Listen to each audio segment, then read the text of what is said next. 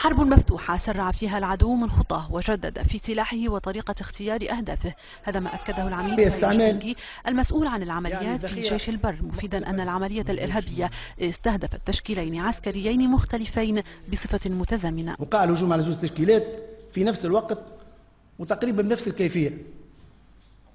وقع فيها استعمال الذخيرة مختلف أنواعها من 556 762 الأكثر.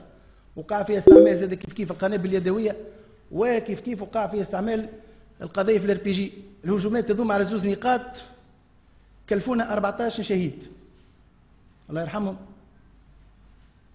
5 ماتوا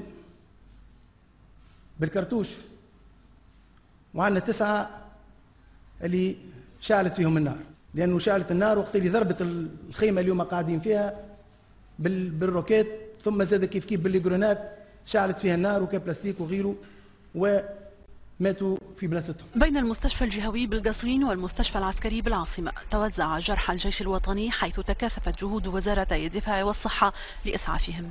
بعض الحالات ماهيش خطيرة، وفما عمليات وقعت في القصرين غديكا في المستشفى، وال7 اللي قاعدوا اختيرين وقع ليفاكواسيون نتاعهم نحو المستشفى العسكري. وزارة الدفاع أكدت فقدان أحد الجنود المتطوعين، لكنها نفت الأخبار التي تحدثت عن استيلاء المجموعات الإرهابية على آلية عسكرية، فيما لم تتوفر أي معلومات دقيقة بخصوص عدد المجموعة الإرهابية وبطرق تسللها للشعبي. أي واحد نجم يتسلل، الشعبي ماهوش 150 كيلومتر كاريه، ما نجموش نسكروه احنا.